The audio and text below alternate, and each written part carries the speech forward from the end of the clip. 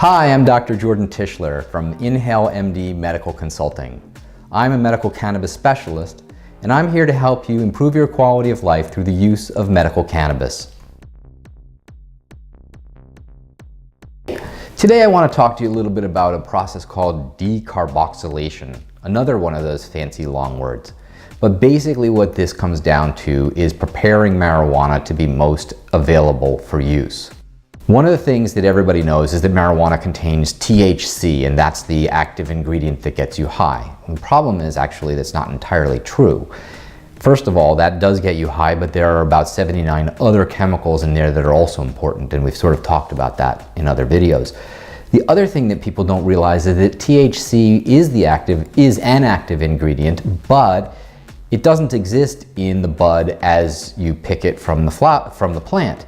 It's actually THCA, which is in the flower, and that you need to convert that THCA into THC in order to get any of the benefit from that. That's the process called decarboxylation, and I don't really think you want to hear anything about the chemistry of that.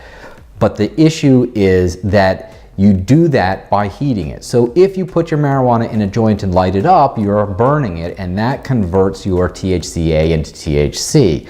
It also does it in a very, very crude and brutal fashion, and so the efficiency of that conversion is really poor, meaning most of the THCA is getting lost in the smoke and not actually doing you any good at all. The other thing to know is that when you have THC, it also converts into another chemical which is less active called CBN. So you have two chemical processes that are going along at the same time, and what you really want to do is maximize the conversion of THCA into THC without losing too much of it into CBN. So how do you do this? Well, as I pointed out, that high temperatures really don't do a very good job of that because they're inefficient. You really need to go kind of like you were doing a barbecue, low and slow, all right? So the idea is before you're going to use the marijuana, you want to decarboxylate it. And there are devices out there that will help you do this.